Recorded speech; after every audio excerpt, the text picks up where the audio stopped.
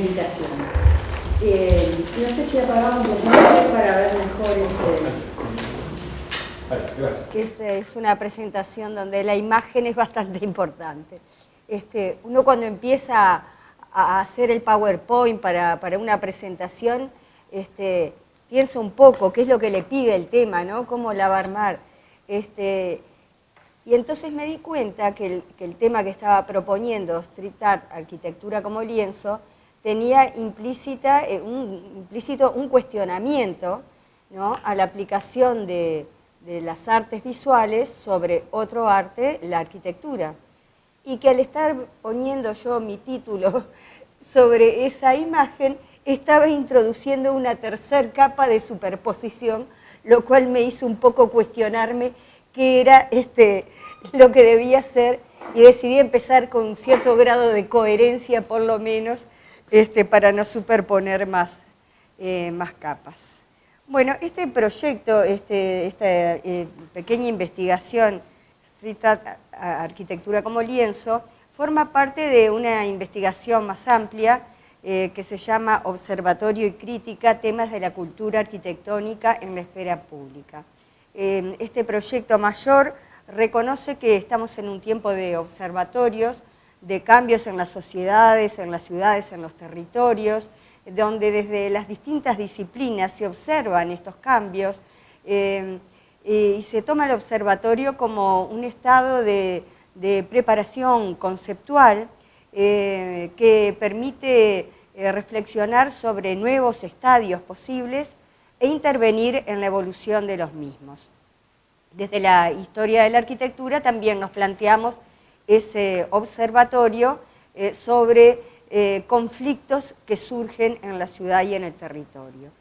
Un poco, digamos, toma como referente o como paradigma la labor de Lewis Mumford, que desde sus críticos artículos en el New Yorker se fue construyendo a lo largo del tiempo la historia de la ciudad a través de esos problemas que particularmente le interesaba los efectos del ejercicio del poder en la ciudad.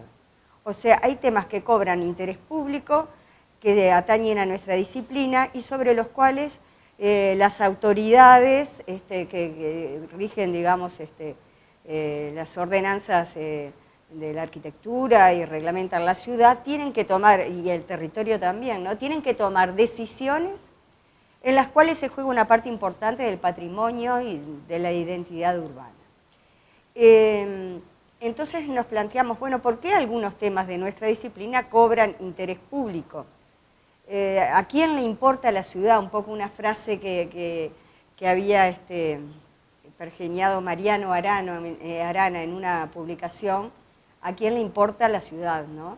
¿Y qué efectos tienen esas polémicas públicas que se generan sobre temas disciplinares? Nos interesa justamente enfocarnos en los debates, porque esos debates muestran las polarizaciones ideológicas sobre los temas y nos ayudan, digamos, a comprender el pensamiento que hay sobre la arquitectura. Y también es importante contextualizar estos debates en la actual sociedad de la información y comunicación, que implica la amplificación importante de los medios de comunicación y también de los mensajes, de los emisores de mensaje, lo cual implica que, por ejemplo, haya correos electrónicos que den la vuelta al mundo, como por ejemplo lo que se produjo en función de la afectación a la Solana del Mar del arquitecto Bonet, que se emitieron mensajes que apoyó acá la Sociedad Central de Arquitectos, que vinieron correos de España, bueno, fue un movimiento muy importante. Y bueno, nosotros en este proyecto del observatorio tomamos la metáfora del boomerang, o sea, en el entendido de que se capta ese flujo de debates, se seleccionan algunos de esos temas, se profundizan con un análisis histórico de los temas y se pretende después devolverlos, ¿no?, a la esfera pública, devolver el tema enriquecido conceptualmente para dar más densidad a los debates. Esto bueno, implica trabajar sobre la contemporaneidad, que tiene sus pros y sus contras, ¿no? La contemporaneidad nos priva de la perspectiva histórica, pero en realidad, para comprender los temas es necesario historizarlos, ¿no? Y también tiene la particularidad de las fuentes, que nos movemos, usamos mucho fuentes de internet, artículos de prensa, y muchas veces estamos inmersos en los propios eventos que generan estas actividades, ¿no? Como por ejemplo acá un grupo de estudiantes de arquitectura haciendo el último croquis de unas casas de Fresnedo City que fueron demolidas. Bueno, eran casas gemelas, esta ya está demolida, y Fresnedo City es el arquitecto que proyectó la Facultad de Arquitectura, justamente. Bueno, entonces, bueno, dentro de este proyecto mayor, Observatorio y Crítica, vemos cuáles son aquellos episodios que cobran interés público. Por ejemplo, el tema de la vivienda de interés social, un techo para mi país, cuestionado en cuanto realmente vivienda o una casilla sin servicios, ¿no? Bueno, sobre todo los temas ambientales, el tema de las papeleras, la minería a cielo abierto, los temas de sustentabilidad, el patrimonio natural, el tema sobre el puente en la Laguna Garzón, bueno, y el patrimonio natural y cultural. Street Art es un estudio de caso que surge a partir de la intervención con arte urbano de un ejemplo destacado de arquitectura moderna. Y eso nos llevó a historizar el tema para comprender cómo se llega al estado actual. Yo a partir de ahora, que era el contexto que les quería dar, voy a tratar de ir más rápido para no extenderme mucho.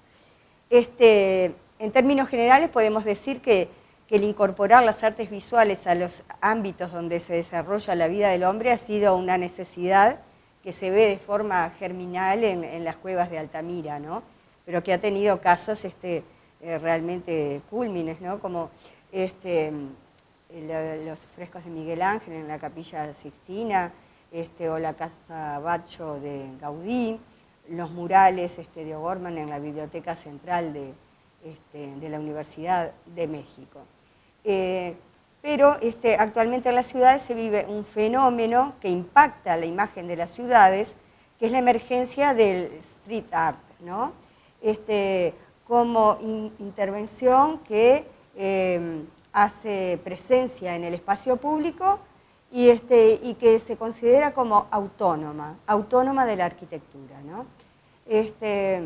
Buscando un poco el significado de lienzo, ¿no? Porque aparentemente la arquitectura está siendo usada como lienzo por el arte urbano. El diccionario no solamente dice que el lienzo es la tela preparada para pintar sobre ella, sino que también es la fachada de un edificio o pared que se extiende de un lado a otro. Es un poco como si la arquitectura hubiera estado predestinada a ser usada como lienzo. Historizando un poco el tema de la relación, ahora ya específicamente en Montevideo, entre arquitectura y artes visuales, sobre las exploraciones cromáticas en la arquitectura, hay un artículo de Antoley Ponte que dicen que Montevideo no siempre fue una ciudad gris. O sea, hay distintas imágenes y documentación diversa que prueba que las fachadas de Montevideo a mediados del siglo XIX eran polícromas. Pero hacia inicios del siglo XX hay una serie de ordenanzas municipales que prohíben el uso del color. O sea, en realidad lo que hacen es obligar a revocar, salvo los materiales dispuestos para ser vistos, y limitan la pintura al blanqueo o a la imitación de materiales de construcción. ¿Por qué esto? Bueno, era el Montevideo de Valle y Ordóñez, que volvía de París y trataba de convertir a Montevideo la imagen de Montevideo, asimilarla a la de París. Entonces, la policromía era vista como una señal de provincialismo. Y bueno, también se hizo el concurso de las avenidas, que trataba de llevar el plano de Montevideo al plan de Haussmann de París, una serie de ideas de europeización de la imagen urbana. Bueno, así en poco tiempo la ciudad se reconvirtió en una clave monocromática. También el avance en las técnicas constructivas se fue apoyando esa transformación del revoque de tierra romana, se pasó al de piedra París con mármol molido, y al revoque imitación con mica, revoques todos grises o blanquecinos que iban acorde a la reglamentación y que llevan implícito en su nombre esa voluntad de parecerse a París, ¿no? El piedra París, o el revoque imitación, que en realidad imita a la piedra arenisca, pero que a pesar de ser imitación, el nombre adquirió una dignidad propia, ¿no? Y también ya en el avance del siglo XX, con la arquitectura moderna, que impulsó, digamos, el uso de los materiales con un criterio de verdad, puede tener raíces, digamos, en el pensamiento de Ruskin con sus escritos sobre la lámpara de la verdad, que ningún material debe tratar de imitar o aparecer algo que no es realmente, ¿no? Bueno, sin embargo, a pesar de estas ordenanzas que llevaban a una ciudad gris, en las afueras, fuera de las áreas centrales, en las áreas suburbanas y costeras, cierta arquitectura más pintoresquista, pudo conservar ciertos elementos de color, pero también de la mano de la arquitectura moderna hubo una verdadera integración de las artes visuales que también tuvo su aporte cromático, ¿no? En algunos casos, en el propio color del material que se trabaja, como los murales del Seminario Arquidiocesano de Paysé, la iglesia de Durazno de Dieste, todo trabajado en los mismos materiales, es incorporación de artes plásticas en la arquitectura, o la Facultad de Ingeniería de Vilamajó, donde aparecen murales en el hormigón, o ya distinguiéndose del material de soporte, el uso de cerámicos tan frecuente en la obra de Vilamajó, o la aparición en muchas casas modernas de murales de la Escuela Torres García. Bueno, el artículo que habíamos mencionado de Antola y Ponte, que decía Montevideo no siempre fue una ciudad gris, fue escrito en el año 93, cuando ya estaban en pleno desarrollo los reciclajes que se iniciaron por los años 80. Y refiriéndose a los reciclajes dicen, actualmente cierta añoranza por el color está reemplazando a ese gris autóctono. Entonces hacen referencia a que el color en el reciclaje destaca la ornamentación, el sistema ornamental de esa arquitectura ecléctica historicista y que también permite una identificación con el usuario. Lo cierto es que los reciclajes que tuvieron generaron una transformación importante en el espacio público, también en sectores importantes de la ciudad, provocaron un cambio en la cultura visual urbana, ¿verdad? Que también fue tomada por el gusto popular, digamos, de repente menos criterioso, con colores más estridentes, pero el uruguayo, digamos, empezó a acostumbrarse al color. Bueno, este acostumbramiento al color en el espacio público fue tomado por diversos,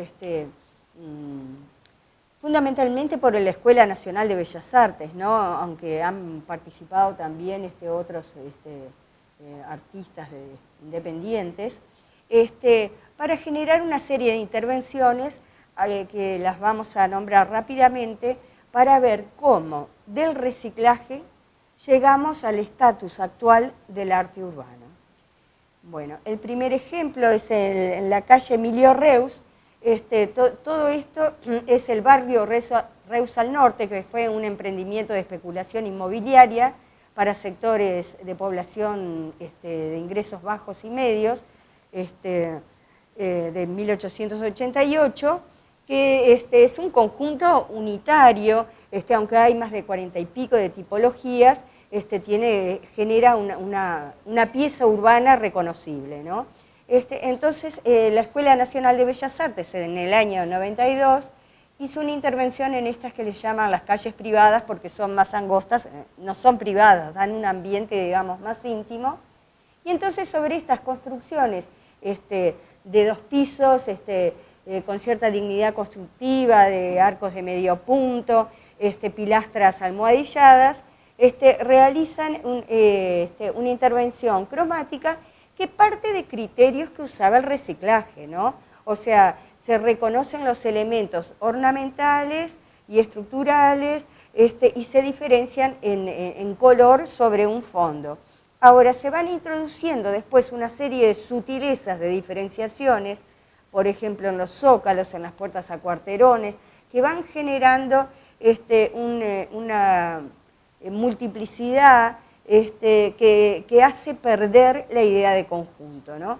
Entonces, esto empieza a ser un pasaje, digamos, de la pintura como un recurso expresivo propio de la arquitectura, como fue en el reciclaje, a una expresión artística sobrepuesta.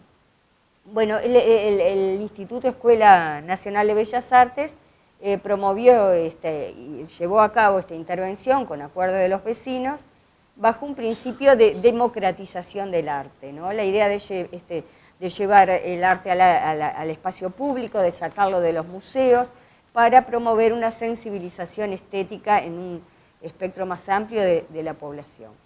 Lo cierto es que con esta intervención, estas 2 calles, digamos, perdieron la capacidad que tenían de integrarse a ese conjunto mayor de manzanas como una intervención unitaria, se diferencian del entorno al que pertenecían y además, bueno, aparecen como una escenografía de fondo en el espacio urbano que no se percibe tanto por la materialidad arquitectónica, sino por la pregnancia cromática, ¿no? Bueno, también esto desde el punto de vista patrimonial ha sido criticado, porque eran bienes de interés, monumento histórico nacional, habían sido declarados, y se entendió que esta intervención afectaba los valores propios de la arquitectura. Y además siempre se cuestiona, ya en general desde el punto de vista patrimonial, la pintura del revoque, cuando es un revoque noble, revoque imitación, o revoque piedra París, no solo porque pierde las cualidades tectónicas propias, sino por un tema de mantenimiento, ¿verdad? El revoque envejece con nobleza, mientras que la pintura requiere un mantenimiento que generalmente no se da.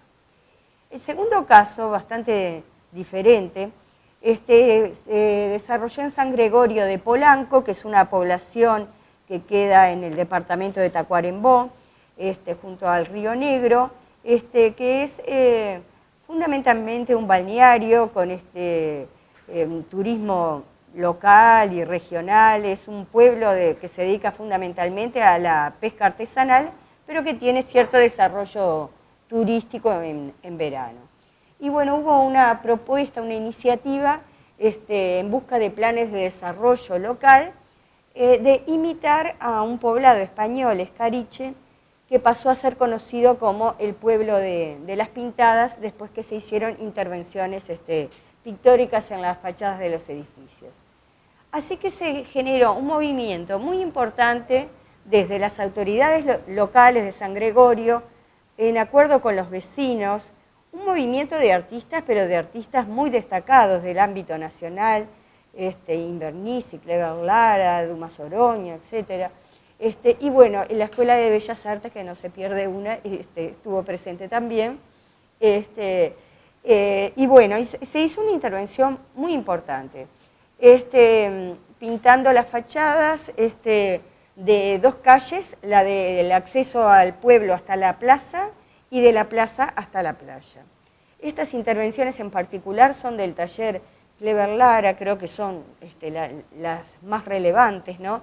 Ese es el tanque de agua de acceso a la ciudad, donde aparece, bueno, ven la canilla con el baldecito y aparece una cinta de telar, que es como un recurso que reaparece en otras intervenciones, como por ejemplo en esta casa esquina también muy conocida su pintura. Es como un argumento que va vinculando una obra a la otra, ¿no? En esta intervención en San Gregorio se usó mucho el recurso del trampoline, o sea, ese recurso que se usó en el Renacimiento para generar espacialidades inexistentes, ¿no? O sea, es un recurso ilusionista de generar una espacialidad que se sale del plano de trabajo. Pero en este caso en particular está usado con una temática surrealista, ¿no?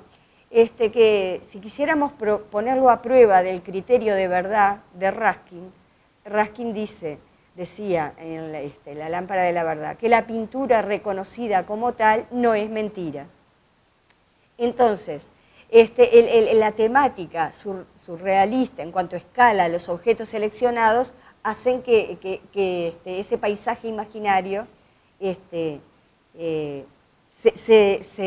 detecte que es irreal, ¿no? Bueno, así por ejemplo dignifican la iglesia del pueblo con toda esta simulación de molduras que no existen, o con la pintura de una galería lateral que tampoco existe, está pintada en este plano lateral, o se recrea en el mismo pueblo con su tanque de agua. Bueno, no voy a explicar cada pintura porque sería muy largo. Estas son las distintas fases de la historia del pueblo que aparecen representadas a lo largo de la calle, el mítico nacimiento de Gardel en Tacuarembó, no se la podían perder, ¿no? Hola, ¿cómo andás? No sé, hola. Sí, no. Pasé las pasteras también, ¿no? Estoy muy... Yo me animo a... Bueno, y también algunas intervenciones desde el humor, ¿no? Ahora a mí lo que me gusta, que presten atención acá para ver las diferencias, ¿no? Frente a las observaciones que hicimos a las otras intervenciones. En primer lugar, que estas intervenciones son de artistas plásticos de primera, la mayoría de ellas, ¿no? Y en segundo lugar, ver en qué arquitectura se aplican, ¿no? A mí me recuerda aquello de arquitectura y construcción, ¿no? Las diferencias entre arquitectura y construcción. La mayoría son construcciones muy modestas. No sé si llegan a la calificación de arquitectura si admitimos que existe una diferencia entre arquitectura y construcción, ¿no? Bueno, algunas se desarrollan en cercos, otras en medianeras.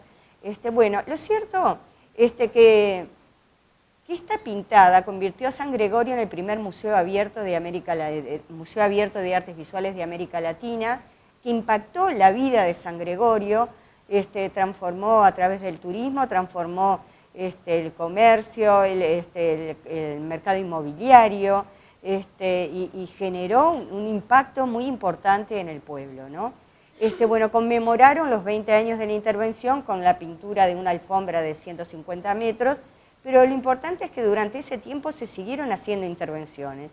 Después de los primeros 26 murales se hicieron 56 obras más en el interior de edificios, se incorporaron esculturas en el área de la playa, pero también los artistas fueron y hicieron reinterpretaciones de sus propias obras. Esta es la misma obra, ¿verdad?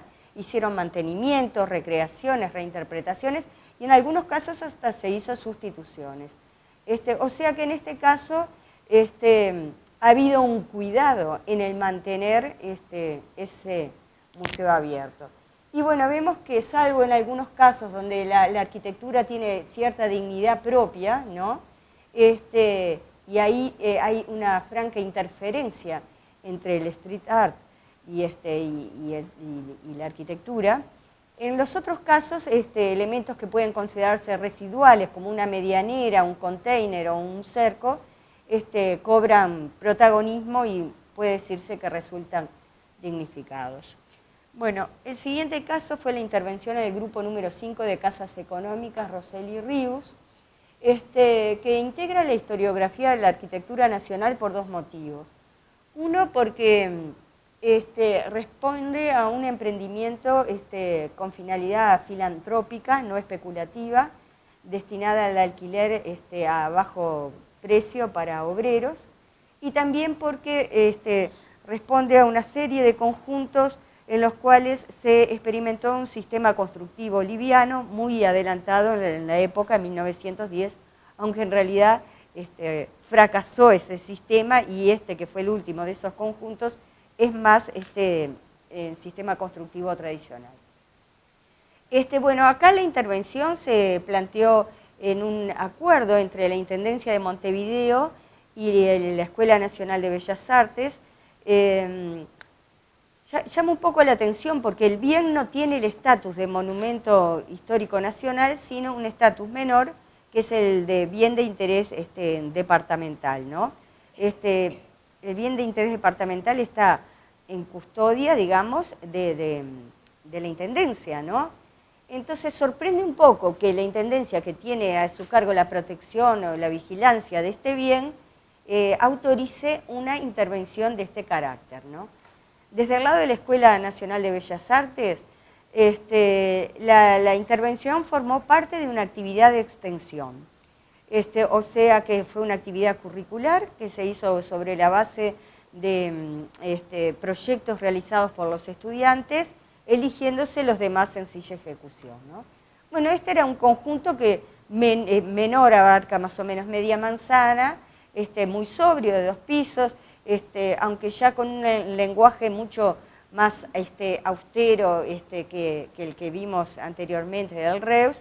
También son construcciones de 2 pisos, que se caracteriza, digamos, por la repetición de las aberturas, ¿verdad? Los únicos ornamentos que tiene es el buñado del revoque, ¿no? Las cornisas, las chambranas sobre las aberturas, y en las esquinas un realce de la cornisa con unos pequeños motivos Art Nouveau y letras de molde con el nombre del conjunto. Bueno, la intervención es de una abstracción lúdica y arbitraria, ¿no? Porque vean ustedes que a veces el piso bajo y el de arriba se alinean y muestran, digamos, ese criterio de repetición, digamos, o de ordenamiento que viene de la arquitectura. Pero en otros casos es diferente arriba y abajo, ¿no? Pero en otros casos ni siquiera cambia en el mismo lugar. Además aparecen franjas uniendo las ventanas que no responden a ningún elemento de base de la arquitectura. Y también se le ha criticado, ¿no?, sobre las chambranas que aparecen envueltas en un recuadro que parece simular un relieve todo alrededor de los vanos que no existe, ¿no? Entonces, realmente hay una, de lo que pasamos, de lo que eran las intervenciones que surgían del lenguaje del reciclaje, basándose en la ornamentación y en los códigos que provenían de la arquitectura, a una autonomía, digamos, de las artes plásticas sobrepuestas, ¿no? Bueno, acá el debate fue muy interesante, ¿no?, porque se dio fundamentalmente en la prensa y aparecían, por un lado, artículos del Instituto de Historia de la Arquitectura, donde se criticaba, bueno, como siempre se critica el pintar un revoque noble, el intervenir y modificar un edificio, construcciones con valores patrimoniales, pero además se decía que existe la ficción conceptual, la ilusión de que el color dignifica por sí mismo, ¿no? Y por su parte, los periodistas iban y entrevistaban a los docentes de la Escuela de Bellas Artes sobre los puntos que criticaba el instituto. O sea, nunca se enfrentaron, ¿verdad? Pero a través de la prensa iban apareciendo esas respuestas. Y los docentes del instituto decían, de Bellas Artes, es evidente que la importancia de conservar la arquitectura, es evidente la importancia de conservar la arquitectura testimonial, pero no por eso debemos imponer una estética de panteón nacional en toda la ciudad. Bueno, y en sus declaraciones hablaban del conjunto como un soporte plano, o sea, una visión realmente, no hay un reconocimiento a los valores de la arquitectura como tal. Se está concibiendo a la arquitectura como un soporte de las artes visuales. Bueno, los vecinos en general aceptaron porque, claro, vino la intendencia, arregló la vereda, las luminarias y arregló las fachadas. Los estudiantes de Bellas Artes las pintaron, salvo algún vecino como este de acá que se negó y quedó su vivienda sin pintar. Y bueno, en general los vecinos se alegran, ven bien estas intervenciones, porque sienten que se dignifica su vivienda y el espacio público cotidiano. Pero la pregunta es qué hubieran dicho si se hubiera restaurado conservando los valores originales.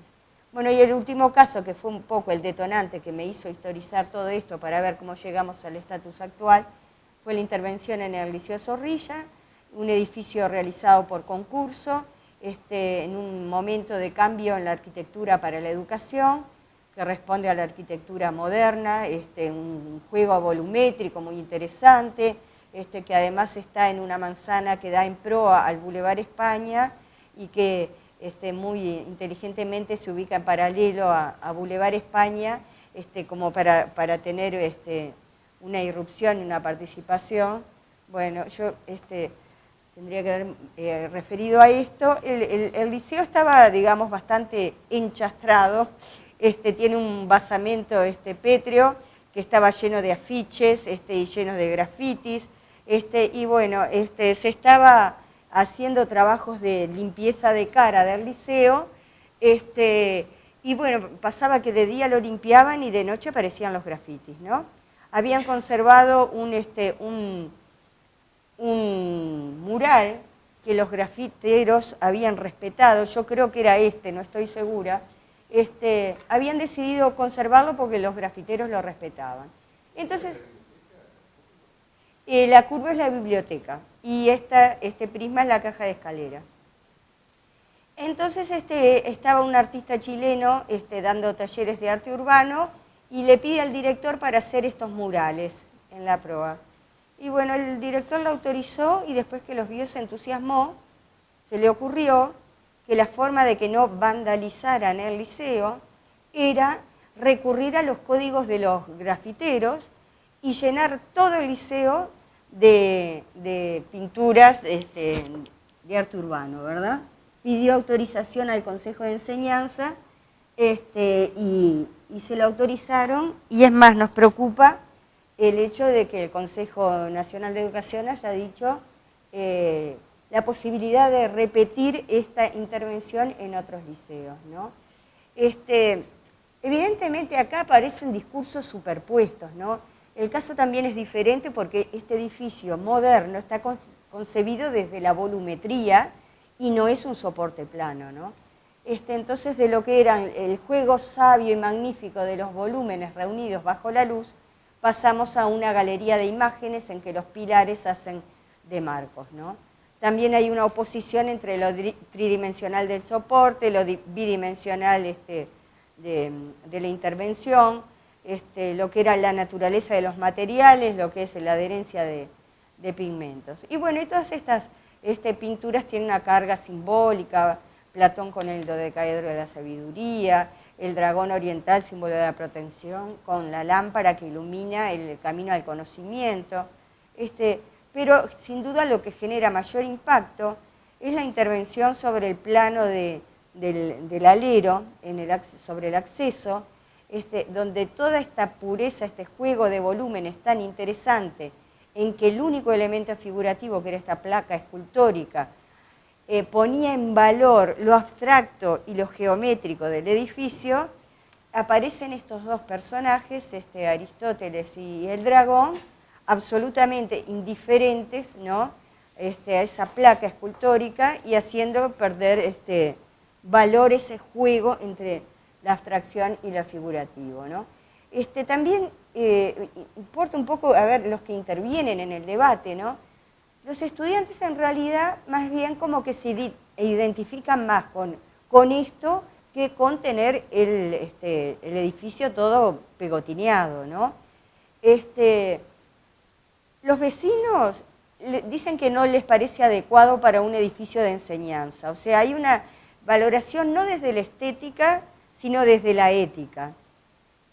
El director a mí me sorprendió bastante porque él interpreta esto de haber promovido esta intervención como una fase de crecimiento personal suyo que le permitió romper esquemas, ¿no?, como aceptar el street art. Ahora a uno de repente le preocupa que en este liceo se enseña arquitectura, ¿verdad? O sea, es el ingreso a la facultad a través de la enseñanza acá en este liceo. Y Alfalfa, que es uno de los pintores, artistas urbanos, ¿no?, decía que sentía orgullo de pintar un ícono histórico y cultural. Para él era un orgullo estar pintando al Liceo Zorrilla. Ahora, uno se pregunta, en ninguna de estas consideraciones hay una valoración de la arquitectura como arte en sí misma y de cómo esta intervención ha afectado los valores propios de la arquitectura, ¿no? Bueno, de todas maneras ellos hablaban de evitar el vandalismo, pero bueno, esto no entra exactamente en los códigos de los grafiteros, ¿no? Entonces, bueno, aparecen la cola del dragón, rayen todo, o empiezan a trepar por las aberturas. No quiere decir que con esto se hayan calmado los ánimos de los grafiteros, ¿no? Lo cierto es que desde el graffiti al street art han cambiado muchas cosas, ¿no? En principio el graffiti se caracterizaba por un mensaje crítico, mientras que el street art no tiene esa preocupación necesariamente. Hay más que nada una búsqueda artística. Sobre los propósitos, el graffiti buscaba más que nada el impacto público de ese mensaje, y en el street art está más en el marco de esa idea de llevar el arte a la calle. Bueno, después las técnicas también se han multiplicado, y eso implica también tiempos de realización mucho mayores. Incluso lo que era antes la transgresión por el uso de determinado soporte de pintar una fachada, hoy muchas veces las superficies de soporte son negociadas, o sea que no hay una transgresión tampoco en el soporte. Por ejemplo, vean el tiempo que llevó pintar este mural, con toda la bahía de Montevideo, el cerro y todas las construcciones alrededor, llevó más de un mes de ejecución. Entonces eso le lleva a dar otro carácter a cómo se empieza digamos, a mirar de otra manera el arte urbano, ¿no? Bueno, algunas reflexiones sobre las artes visuales y el arte urbano en particular. Puede ser asumido como una política cultural, como en principio se planteó, por ejemplo, en San Gregorio de Polanco, como una idea de democratización del arte, ¿verdad?, de llevar el arte a la calle. Pero a veces también es usado y puede ser usado como una estrategia económica que puede llevar a la bastardización del lugar. Por ejemplo, este poblado, Juscar, fue pintado totalmente de celeste todas las construcciones para servir de escenografía a una película de los Pitufos, ¿no? Es realmente una bastardización del lugar, ¿no? Y sí, aparte encontré por suerte una foto logré encontrar la misma vista, ¿no? La misma vista. Bueno, después sobre los atributos de las artes visuales, se le reconoce la artisticidad por sí misma, por el hecho de ser arte visual, se supone que es arte, ¿no? ¿Y qué intervención se admite a una obra de arte? La restauración, simplemente la restauración. Y si no, bueno, recuerden todo lo que generó esta desfiguración de la obra de arte, ¿no? Y bueno, en cuanto a la significación, evidentemente las artes visuales tienen esa pregnancia cromática e icónica que hace más fácil el que sea significativa, ¿verdad?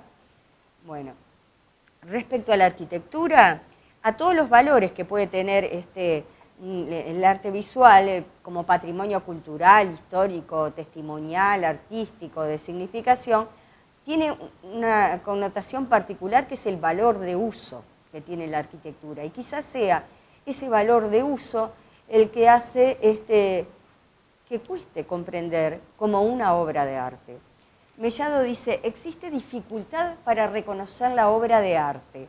Cada género artístico requiere una educación específica para comprenderlo. Bueno, y evidentemente en todos estos casos vimos que existió una dificultad para comprender los valores artísticos propios de la arquitectura. Y también es cierto que esa dificultad se hace más grande cuando se trata de arquitectura moderna, con su lenguaje más abstracto y hermético. Y también es interesante destacar que como patrimonio cultural, no estamos hablando de toda la arquitectura en general, sino de aquella que realmente tiene valores que podemos considerar patrimoniales, ¿no? Es un patrimonio que está expuesto, es vulnerable, o sea, no está en los museos con el cartel de no tocar, sino que está en la vía pública, expuesta al deterioro, a la agresión y a la obsolescencia. Bueno, sobre el tipo de intervenciones que se admiten en la arquitectura, mientras en las artes plásticas solamente era la restauración, en la arquitectura esa insatisfacción con el estado presente admite desde conservar, restaurar, hasta refuncionalizar, reconstruir, múltiples, ¿no? Pero en esa rehabilitación para el uso de la arquitectura también debería tenerse en cuenta el mantener los valores como legado para las generaciones futuras. Y bueno, para eso es necesario la divulgación, ¿no? En esa incomprensión de la gente hacia los valores artísticos y culturales, documentales, históricos de la arquitectura es nuestra responsabilidad. Bueno, y ya para terminar, antes de que me rezonguen, los artistas de Montevideo siguen diciendo que Montevideo es una ciudad gris, ¿no? Y entonces ya intervienen todo, las infraestructuras, las veredas, los edificios, por ejemplo, este es el programa Un artista, una lancha, las lanchas del Parque Rodó, esta es pintada de las bocas de tormenta, ahora en estos últimos días están pintando una vereda.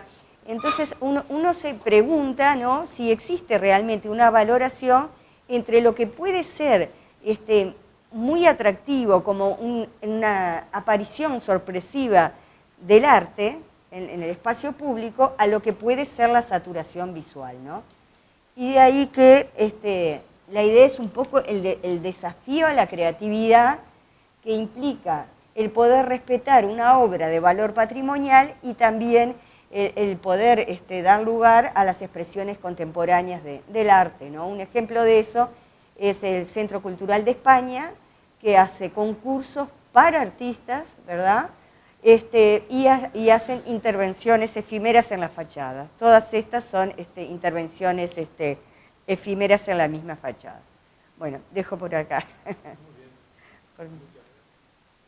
Yo quiero aclarar una cosa. Yo acuerdo con tu ensayo, antes que nada por mi sensibilidad arquitectónica, no puedo esquivarla, digamos, ¿no? Sobre todo con los últimos ejemplos que mostraste, que son los disparadores, que son más que un disparo, sí, es un disparo en la cabeza de la arquitectura moderna, como la intervención del Instituto Liceo Zorrilla. Ahora, a mí lo que me parece particularmente interesante, lo que a mí me permitió abordar la idea de una crítica o de un comentario, recorriendo tu texto, empecé como a rescatar algunas situaciones, perdónenme que ustedes me disculpan, Entonces, empecé a rescatar dentro del texto aquellas cuestiones que a mí me parece que son las que, dado el objeto de estudio y de investigación que propones,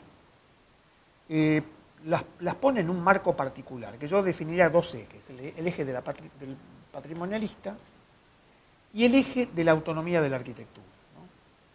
En el caso del patrimonialismo, vinculado a la idea de preservación y a la idea de los valores culturales del pasado, ¿no?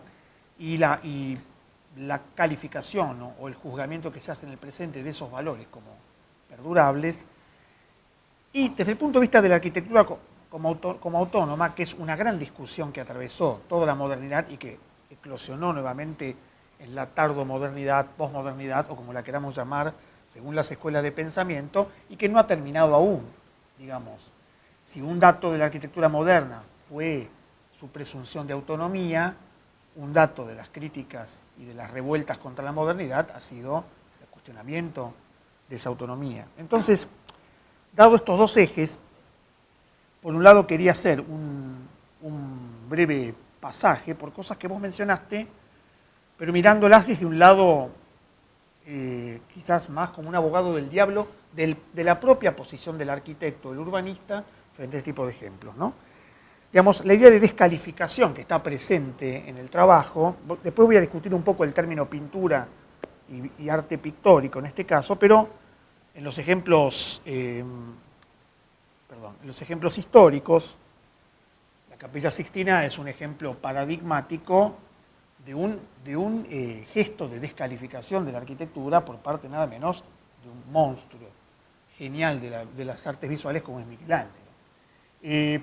La Capilla Sixtina duró muy poco en su planteo original, sobre todo su bóveda, que era una bóveda pintada en azul con estrellas doradas, una capilla que pretendía ser la reencarnación de las proporciones del Templo de Salomón, cuando se hizo. Es decir, una arquitectura que tenía en sí misma un sentido, en este caso esotérico, de mensuras, con una fuerte carga simbólica. Evidentemente,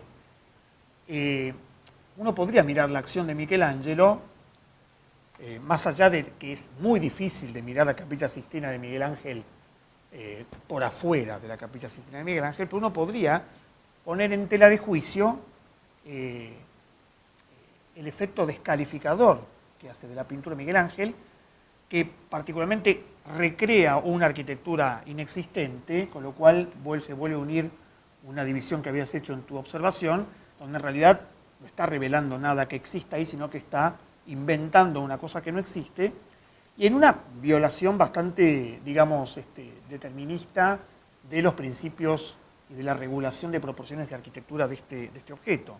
Digamos, el programa iconográfico de Miguel Ángel necesita reconstruir una totalidad y necesita reconstruir una galería pictórica, que es lo que Gombrich analiza brillantemente sobre la Capilla Sixtina, en la cual hay un artículo muy interesante en el momento de la discusión sobre la restauración de los frescos, y estaba el bando de los que decían que era buenísimo porque volvía a los colores originales, y el bando de los que decían que la Capilla Sixtina se iba a convertir en un gigantesco cómic y que íbamos a perder el chiaroscuro de Michelangelo y íbamos a tener una especie de festival de colores que en modo alguno eran los originales. Gombrich escribe un ensayo brillante en el cual dice: el color nunca fue el problema de la Capilla Sixtina, recorre todas las críticas de la época, incluida la de Vasari y demás, y dice, en realidad el color no se lo menciona porque el color que usaba Miguel Ángel era el color que se usaba en la época. Lo que sí importó la Capilla Sixtina era el recorte de la falsa arquitectura en lienzo. Si uno la mira con atención, no me voy a poner ahora con eso, leyendo el artículo de Gombrich, en realidad la operación de Miguel Ángel es producir y proyectar sobre la bóveda de cañón de la capilla, cañón rebajado, proyectar una especie de gigantesca galería pictórica, ¿no? ¿Cómo? Exactamente, es un mapping, sin ningún tipo de tecnología actual, ¿no? Ni hablar de lo que años después produce en el juicio final, y es evidente que Miguel Ángel se burla muchos siglos antes de Ruskin, ¿no? O sea, que la pintura tenga que ser verdadera y reconocida como tal, para Miguel Ángel es un principio inexistente, y esto también muestra la aporía del pensamiento de Ruskin, que estaba buscando en el Renacimiento algún tipo de valoración esencialista de la arquitectura y la pintura y la división de las artes. Pero es interesante porque el tropley, también mencionado en tu trabajo, este engaña-ojo, llega en poco tiempo, estamos hablando en la primera mitad del siglo XVI, unos 15 años después de la Capilla Sixtina, con Giulio Romano en el Palacio del Té en Verona, a este tipo de situaciones, donde ya no estamos hablando de una especie de mapping o de proyección arquitectónica sobre una arquitectura, sino de una absoluta desconsideración del espacio arquitectónico convertido en un espacio de inmersión, ¿no? La gigantomaquia de Giulio Romano, o sea, un arquitecto que edifica una obra maestra como es el Palazzo del Té y se dedica a destrozar espacialmente una sala importantísima de reuniones como era esta.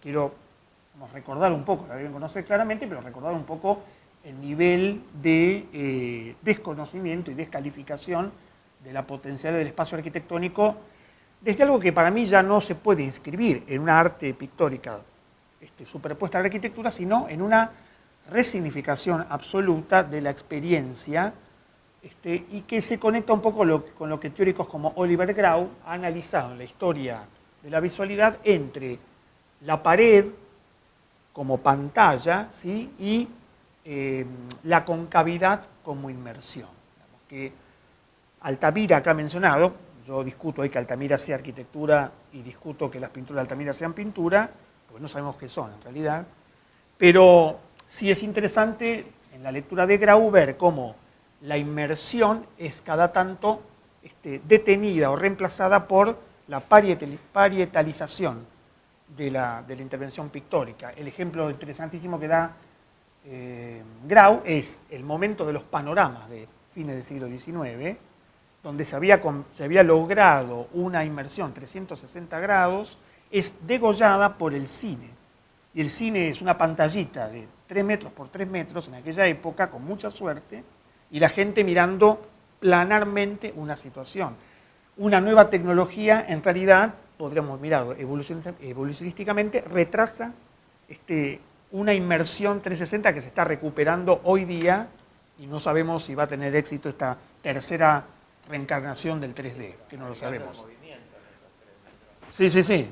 Sí, pero en el panorama te movías, había sonidos, o sea, es interesante este tipo de discusión que para mí lleva la pelea a otro campo. Este es un primer campo para, por ejemplo, la pelea tiene que ver con los medios tecnológicos y con las experiencias sensoriales. Claro, ya en el siglo XX tenemos un gran culpable, ¿no? De que el mural se convierta primero en algo que ya escapa definitivamente de la arquitectura, convierte a los espacios en opinión política, ¿sí? Y también a la ciudad, ¿no? Claramente me estoy refiriendo a de todos los Diegos, no a Maradona, sino a Diego Rivera. No le vamos a echar la culpa a Diego de esto, ¿sí? Las intervenciones o las decisiones pictóricas, si así la podemos llamar, de Diego Rivera en el Palacio Nacional, o en otros casos, me interesa particularmente porque un edificio de un valor no solo patrimonial, sino histórico, es un palacio que se edifica en el siglo XVI, tuvo un incendio muy grande en el siglo XVII, fue reedificado, Porfirio Díaz luego también le sacó ángeles y le agregó algunos símbolos laicos, tuvo muchísimos cambios, pero es interesante que la decisión de Diego Rivera es una decisión realmente de descalificación absoluta de la arquitectura clásica o neoclásica del palacio en aras de un mensaje de tipo político revolucionario que necesita de esa descalificación, digamos. Incluso esquivando la posibilidad del trompe-l'œil, no lo es, ¿no? De lo que se trata es de apropiarse de una determinada dimensión de la arquitectura y convertirla toda ella en un mensaje que estalla dentro de esa arquitectura, como si estallara una bomba, ¿no? Digamos, es un problema no solo estético o de géneros, sino claramente de una lectura política de la función del arte estallando dentro de la arquitectura tradicional. Bueno, y para no perder algún tipo de derecho, digamos, nacional sobre esto, el ejercicio plástico de Siqueiros, también con la colaboración de estos grandes artistas argentinos, en el sótano de la Quinta de Botana, que prolonga en una clave esotérica, erótica y, digamos, alto burguesa, los ejercicios de los muralistas mexicanos. Ustedes sabrán que estos murales, aparte de todos sus avatares arqueológicos, históricos, políticos, tienen también una significación vinculada, bueno, al amor, al erotismo y demás, y se dan en este sótano de una quinta, digamos que debía ser una quinta con una vida social intensa y privadísima, ¿no? Supongo. Me parece entonces que, en definitiva, la discusión de que puede venir de la bóveda de la Capilla Sixtina al sótano de Botana, entre el aparente género de la pintura y el aparente género de la arquitectura, no se salda sencillamente, ¿no? Entonces, quería un poco traer un poco la idea de lo degenerado, ¿no? Digamos, si algo respira en el análisis del observatorio que vos proponés, aparece esta idea de degeneración, que técnicamente significa esta especie de corrimiento de la clasificación en géneros habitual a una degeneración, ¿no? Los degenerados o lo degenerado tiene que ver con que no reconocen la obligatoriedad de los géneros. Entonces, en ese sentido, la degeneración, en un sentido técnico, me parece que es un dato muy interesante y nos está tirando un aspecto de análisis que a lo mejor permite intentar reformular la pregunta, ¿no? Ponernos a discutir, en todo caso lo dejo abierto para un posible debate, la artisticidad de la arquitectura, si es esa su condición de significación y reconocimiento social.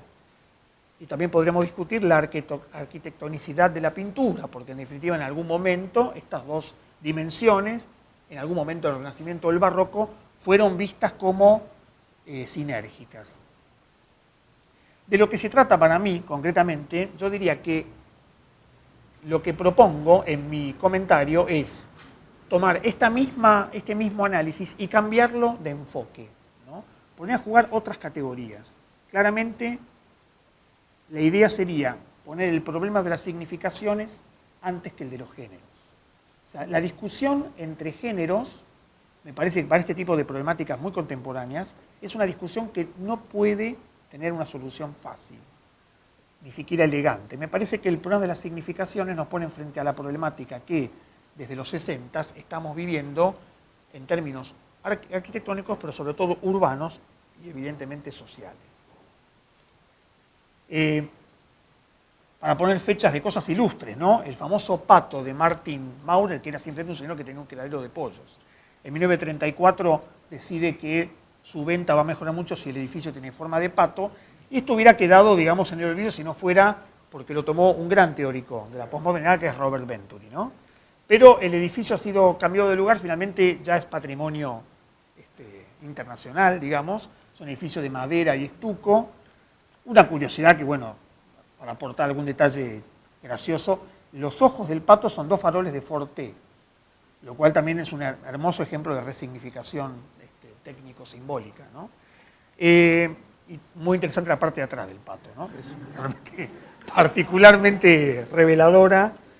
Este objeto, un objeto menor, vernacular, un objeto que evidentemente no puede caer jamás dentro de la esfera de la arquitectura, no tiene la dignidad, digamos, en términos de lo que un arquitecto puede contener, es uno de los grandes disparadores del pensamiento de Venturi y de Denise Scott Brown, y como ustedes conocerán sobradamente, toda su teoría entre las dos grandes semióticas de la arquitectura, ¿no? La del galpón decorado y la del pato, atribuyéndole a la modernidad la opción por el pato, o sea, suprimido el ornamento o el símbolo, todo el edificio es símbolo, y el pato de Maurer era para Venturi equivalente a al Seagrams de Mies van der Rohe, ¿no? Sin escalas, sin atenuantes. Y todos los desarrollos muy particulares que creo que vuelven a ser súper pertinentes para este tipo de discusiones. En una clave quizás menos áulica, menos académica, pero una clave muy contemporánea, sobre todo en nuestras ciudades latinoamericanas, donde esta problemática del símbolo por sobre el espacio o chocando contra el espacio nos tiene realmente preocupados. Esto no es Basilea, esto no es París, es Buenos Aires, ¿no? O Montevideo, o San Pablo, o lo que fuere. Entonces, en tu texto hablas de interferencias disciplinares. Pero la pregunta es, ¿de verdad se está dando una interferencia disciplinar o estamos frente a una lucha por la significación, ¿no? Concuerdo contigo que la frase de este señor, que creo que es el director, ¿no?, del liceo, de que estaba contentísimo con lo que había logrado y que había una idea de seguir repitiéndolo, se parece mucho a una vandalización programada, que parece un oxímoron, pero puede ser una realidad, digamos, todos los edificios de Montevideo intervenidos. Y adelanto mi conclusión, que coincido contigo, que una de las grandes diferencias de apreciación entre la muralística urbana, buena o mala, tiene que ver con la calidad del mural. Evidentemente no es el caso del Instituto del Liceo Zorrilla. Pero me parece que hay una categoría que no está del todo aclarada o desarrollada, que tiene que ver con la propia del street art, ¿no? Porque en el trabajo se pasa de la apreciación del color aplicado en la arquitectura, mal o bien, digamos discutible o no discutible, las obras de arte insertadas en la arquitectura, el trompe-l'œil, que en realidad es una especie de colaboración sensorial, ilusoria, entre arquitectura y visualidad, y la cuarta, que es la intervención, ¿no? Un término que viene del léxico bélico y que claramente no puede no ser intencional. Yo personalmente creo que el street art no es el arte en la calle, sino que realmente, y en sus mejores ejemplos, ahora vamos a ver algunos, es una decisión de tipo ideológico. Esto sucedió en el 2007, este es un titular de un diario virtual. Londres, empleado de limpieza borraron un mural valuado en $500.000. El mural en cuestión era este. Este mural es uno de los tantos de Bansky, ¿no? Este gran, es el emperador del street art a nivel mundial, nadie le conoce el rostro, su nombre es un seudónimo y esquiva cuidadosamente todo tipo de referencia autoral. Este ejemplo de street art fue una reflexión sobre perros de la calle, etcétera, etcétera. Valuado en $500.000, fue limpiado por una cuadrilla londinense frente a el aluvión de críticas de que se había destruido casi no solo patrimonio, sino económicamente. He aquí la contestación, muy británica, por otra parte, del responsable de limpieza, ¿no? O sea, nosotros sabemos que muchas personas ven la obra de Bansky como un arte legítimo, pero lamentablemente los equipos están compuestos por limpiadores profesionales y no por críticos de arte. Una respuesta salomónica que no hay con qué darle. Digo que me parece brillante la respuesta. ¿Por qué? Porque esto es lo que está mostrando el estado de la discusión, digamos. Para un profesional de limpieza, esa es, y miramos de vuelta, es la verdad claramente una violación de los principios arquitectónicos del edificio, que no lo conozco bien, pero supongo que adhieren a cierta normativa de la modernidad. Y evidentemente el señor contesta, bueno, el arte se ha vuelto indiscernible. Si ustedes ponen una cuadrilla de profesionales, van a decir, no, esto no lo toquen, porque esto vale, ¿no? Como decía en inglés cuando lo llevaban de tour, delante de una ruina, dígame que hay que admirar porque tengo poco tiempo. Sí. Que está valorado en $500.000. Pero eso es un valor de mercado. Si el Exactamente. no está en el mercado, no tiene valor de mercado. Hay curiosidades, ahora vamos a eso. De hecho, no lo tengo acá. Se han robado... Sí. Se han robado un Bansky para financiar cosas, por ejemplo. No todo, o sea, ese arte inmóvil se vuelve un arte mueble en un punto. Este fue un famosísimo intervención de Bansky que era contra el control de cámaras de vigilancia en Londres. Una nación bajo el CCTV, que era este control, esta proliferación de cámaras en la ciudad de Londres. Finalmente lo borraron con esta afirmación que me parece que tiene mucho que ver con el tema que estamos discutiendo. Dice el Westminster Council, si lo permitimos, después también podríamos decir que cualquier niño con un sol es capaz de hacer arte. Esto que tiene de vuelta la bestialidad británica, en este caso en el sentido autoritario, la otra era como de yo no fui, me parece que nos trae el propio problema en esta mesa de debate. Digamos, ¿quién es el que define la condición de valorativa de arte o no de una intervención urbana? Un detalle más que para mí es quizás de las cosas más geniales de Bansky es este trabajo, lo explico muy brevemente. Acá se ve mucha gente mirando una vidriera de una casa de remate de cosas viejas, no muy importante. Las fotos son del momento en que se expone esto. Y esto fue lo interesante. Bansky compra un óleo de tercera, esos famosos paisajes alpinos, lo compra por 3 libras. Lo interviene y sienta ahí a un oficial nazi contemplando este paisaje alpino bávaro y lo bautiza La banalidad de la banalidad del mal, haciendo una ironía claramente sobre el texto de Hannah Arendt. Sale a subasta y creo que recauda 400.000 libras, que Bansky dona a alguien y le devuelve el cuadro intervenido al dueño de la tienda. De ahí está, que es, digamos, mi conjetura es esta: si mañana un estudioso del arte descubre que ese óleo es de un artista impresionante, del cual se conservan 2 pinturas, una de las cuales es esta, y que por razones de tipo estético y comerciales, a veces coinciden, es valiosísimo, la acción de Bansky pasaría rápidamente a ser una acción de vandalismo, ¿no? Lo cual para mí pone otra vez un poco en juego, digamos, la pintura sobre la pintura, ¿de qué se trata, digamos, ¿no? Esto ya vuelve, este es el art, ¿no? No es el street art, es un arte sobre el arte. Entonces, para ir cerrando mis comentarios, que ojalá sean para abrirlos en discusión, quería tener un caso local. Este es un trabajo de intervención en el conjunto Luis Piedrabuena, que lo deben conocer. Tiene una fama no del todo interesante, ¿no? Sobre todo porque creo que fue el escenario de un festival de patologías constructivas. De hecho, hubo un proyecto de investigación en esta facultad que se dedicó durante bastante tiempo a estudiar el conjunto Luis Piedrabuena como un ejemplo perfecto, ¿no?, entre comillas, de patologías constructivas propias de su propio diseño original. Conocerán el conjunto, ha tenido distintos avatares en su intento de restauraciones progresivas, tiene defectos, concretamente patologías constructivas muy particulares. Mi pregunta es, ¿el conjunto Luis Piedrabuena es arquitectura? Yo creo que sí.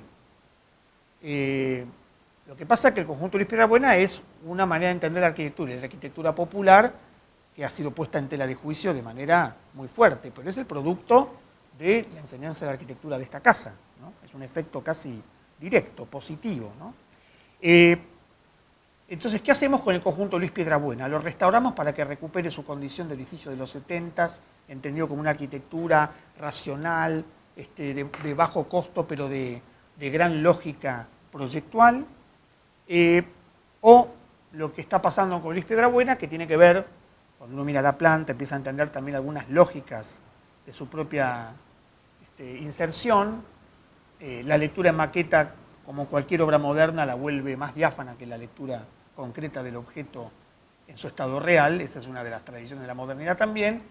Y bueno, el trabajo de intervenciones sobre el Luis Piedrabuena es un trabajo que está en plena ejecución. Ya se han intervenido no solo algunos elementos, sino 3 medianeras. Yo voy a mostrar solamente algunos casos, y un puente conector, que en su momento se pintó, que no estaba previsto esa pintura en el proyecto original.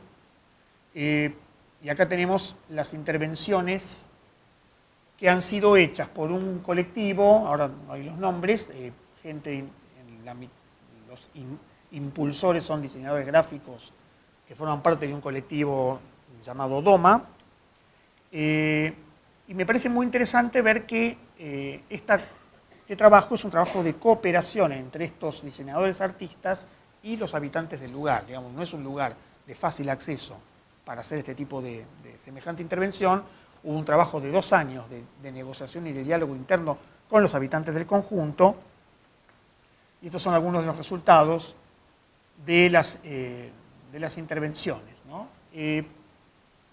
Que casi resumen todo lo que mostraste, pero en un escenario que junta las dos cosas: una arquitectura casi vuelta a no arquitectura por sus condiciones edilicias o sociales, pero que lo fue, y una intervención visual o pictórica que la desconoce como tal y la pone en otro plano y la resignifica. Entonces, en ese sentido, este propio elemento fue usado, este ideograma de la planta del conjunto fue usado por una de las intervenciones de las medianeras, que son estos remates, digamos, secos, muy típicos de la modernidad o de la modernidad tardía de los 60, 70, pero que son retomados como claramente lienzos en un sentido estricto y absoluto, ¿no? Y evidentemente, desde el punto de vista arquitectónico, la intervención fragmenta el objeto desde el punto de vista social, sociológico, cultural. Los habitantes están muy contentos con la intervención, sienten que el objeto ha cobrado una dignidad que no tenía. En definitiva, todas estas menciones a ciertos términos son retomados a partir de la intervención y no a pesar de la intervención. Acá están las personas que trabajaron, como ven, tenemos artistas locales y artistas y diseñadores universitarios que se metieron con este tema.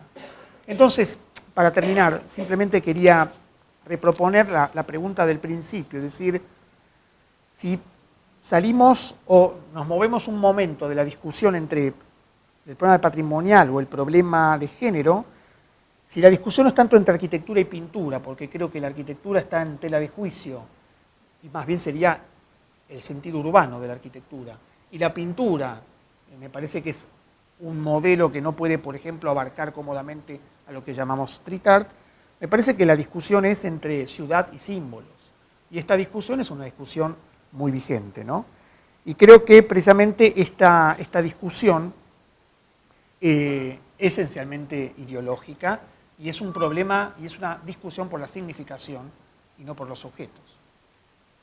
Entonces, bueno, ese era mi comentario, finalmente, es correr un poco el eje de discusión desde mi propia deformación profesional académica. Bueno. De la lectura que yo hice, primero hace una introducción Liliana, subraya esta idea que es parte de estas investigaciones que se están haciendo en la Facultad de Arquitectura de la Universidad de la República, esta cuestión del observatorio, ¿no? Y entonces ella empieza a hablar de observatorio y crítica como dos cuestiones en las que han decidido centrarse algunos de los investigadores de la facultad. O sea, observar e incidir.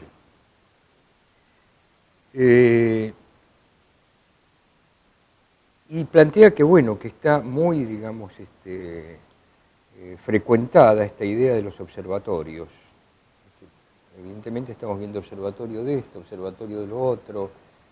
Entonces, si en Ruanda están matando Hutus, hay un observatorio para...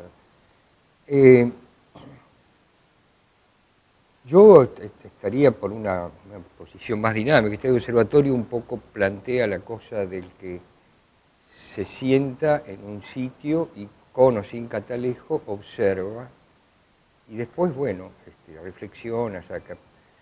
Me parece que inclusive la vieja acción de flanear es más activa y más dinámica, aunque no remite a la acción, pero me parece de que puede ser más productiva que la cosa de...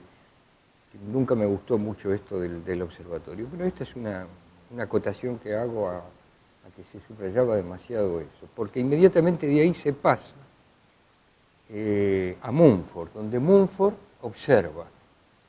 Entonces, la manera de trabajo de Mumford es observar, después criticar y después historizar. Cosa que yo estoy totalmente en desacuerdo, porque creo que la operación debe ser inversa. O sea, y creo que Liliana también piensa que debe ser inversa. O sea, yo veo primero la historia como un fundamento, como una contribución a la conciencia crítica del hacer. O sea, el saber histórico como una especie de depósito amplio de experiencias, que a partir de ahí uno puede hacer una crítica de esas experiencias de manera de poder construir una teoría. Y esa teoría argumental es productiva y funcional respecto del hacer. Liliana Carmona dice en la primera o segunda página algo prácticamente que coincide con esto. Dice que el conocimiento histórico otorga densidad conceptual a los debates. Es decir, que a mí me parece que hay que partir de una operación distinta a primero hacer crítica para que después pase a hacer historia. Bueno, esto en cuanto a ciertos elementos teóricos que ella piensa que tienen que ser un punto de partida para el análisis de esto que ella va a... Y por eso el énfasis que estás poniendo vos en historizar. arrancás con varios ejemplos históricos, precisamente, para poder después hacer una crítica de ellos, ¿no? O sea, en este sentido que coincidíamos nosotros. Y entonces, sobre el tema de la intencionalidad de la integración plástica, planteás, en principio, dos obras significativas de la Ciudad Universitaria de México, que son el estadio y la biblioteca. ¿Hablas del estadio? Sí. No, hablas de la biblioteca. Bueno, yo introducía el estadio y lo contraponía a la biblioteca. Es decir, el estadio está intervenido, digamos, en una obra de arquitectura por Diego Rivera, y la biblioteca está intervenida en otra obra de arquitectura por Juan O'Gorman. En el estadio hay una verdadera integración plástica, que me parece muy, muy indiscutible. O sea, son una serie de composiciones escultóricas en los muros exteriores que fueron previstas por los arquitectos, reunidos con Diego Rivera, que es el diseñador y el ejecutor, con los materiales que los arquitectos han elegido, una serie de materiales pétreos de la misma arquitectura, que a su vez son los obtenidos del mismo Pedregal, donde está instalado el edificio, y a su vez esta integración con el Pedregal, con el paisaje pedregoso del sitio, le da un plus de integración.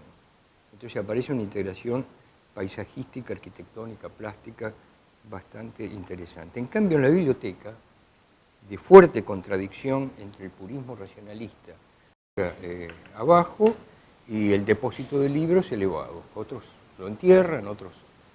Pero en ese partido, digamos, y el depósito es ciego. Hay alguna ventanita por ahí arriba y un tanque de agua.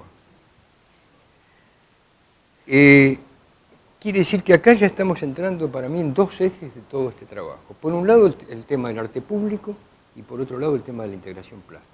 A mí me parece que son dos cuestiones interesantes para debatir, qué es arte público y qué es integración plástica. Me parece, como planteó Enrique, un ejemplo significativo de integración, ya viniendo a la Argentina, el ejercicio plástico de 1933 de varios pintores liderados un poco por Diego Rivera. Acá tengo varios escritos de Diego sobre, estos son los cuadernos del Instituto de Bellas Artes de México, y es interesante cuando él plantea sobre ejercicio plástico, en la quinta esta de Don Torcuato, claro, ya existía, ¿no?, el espacio ese subterráneo. O sea, dice Diego, dice la obra ejecutada por el arquitecto Jorge Carnay, etcétera, etcétera. Dice, la arquitectura ocupada fue dictándonos progresivamente sus equivalencias.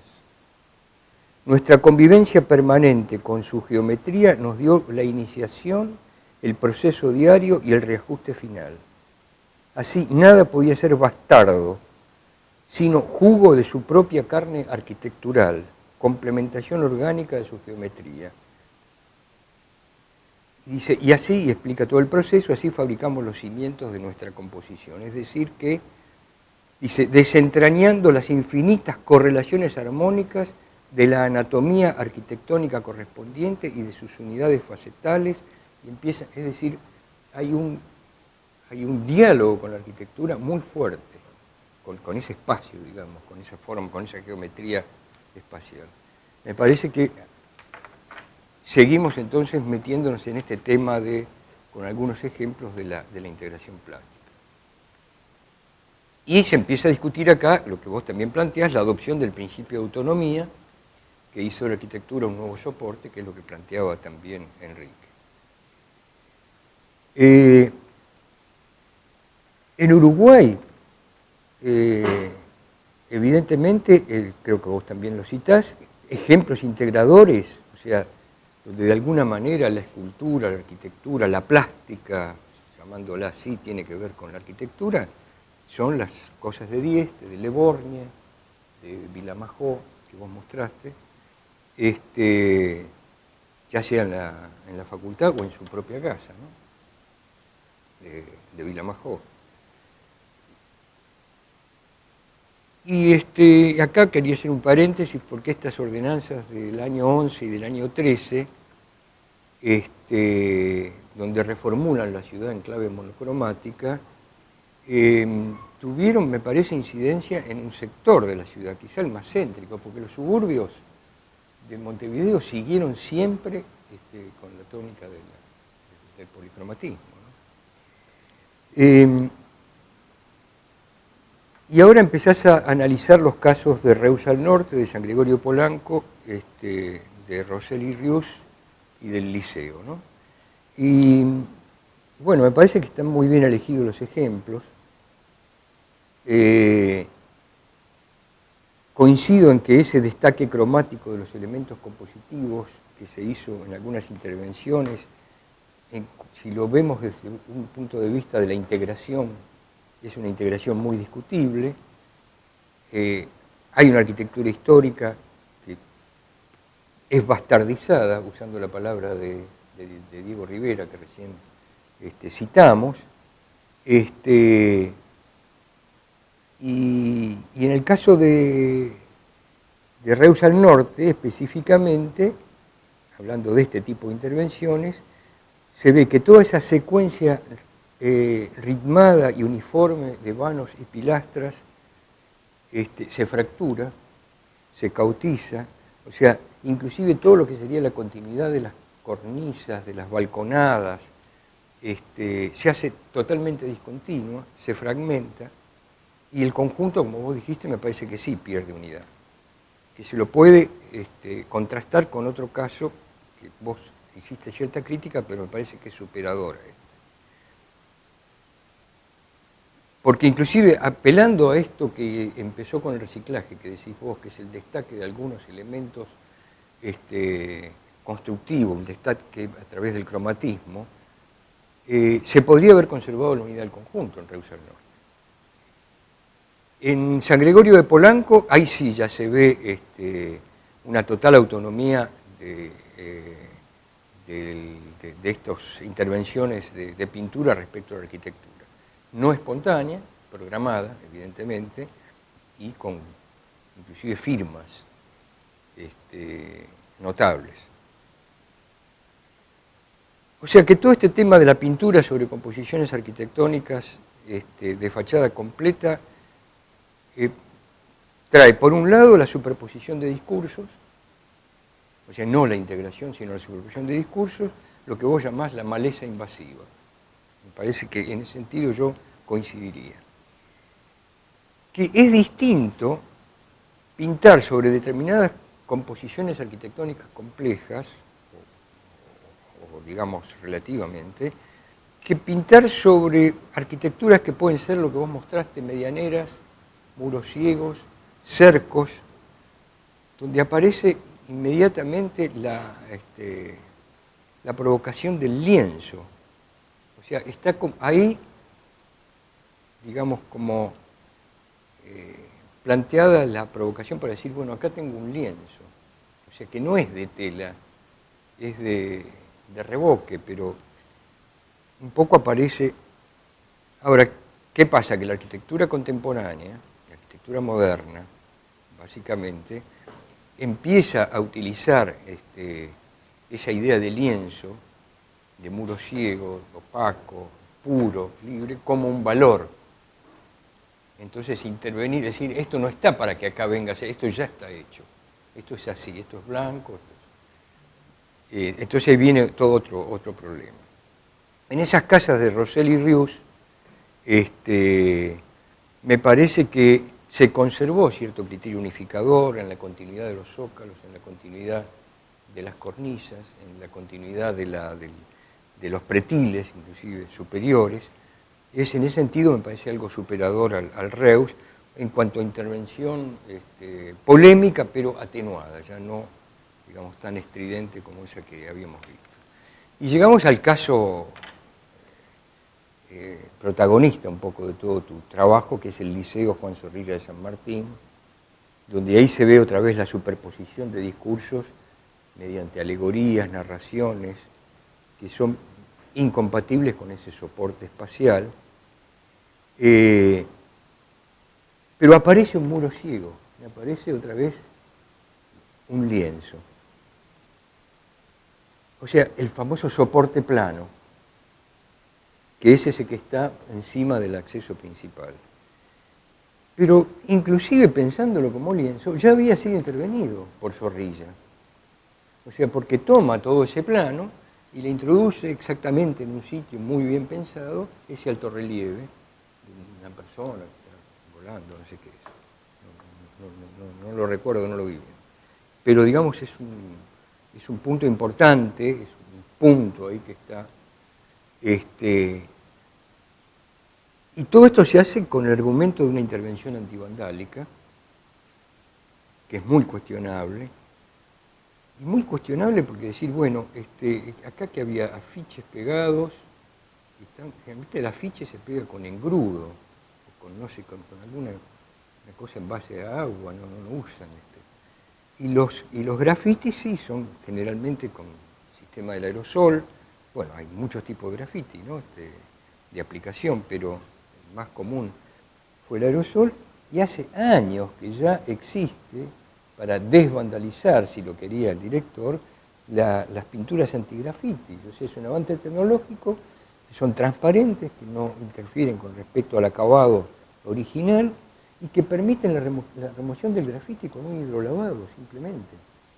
O sea, una vez aplicada las pinturas de grafiti, acá tenemos Sherwin-Williams, montones y con un hidrolavado, una hidrolavadora de baja presión con agua, eso sale inmediatamente. Es como si le pasaras el trapo de Mr. Músculo.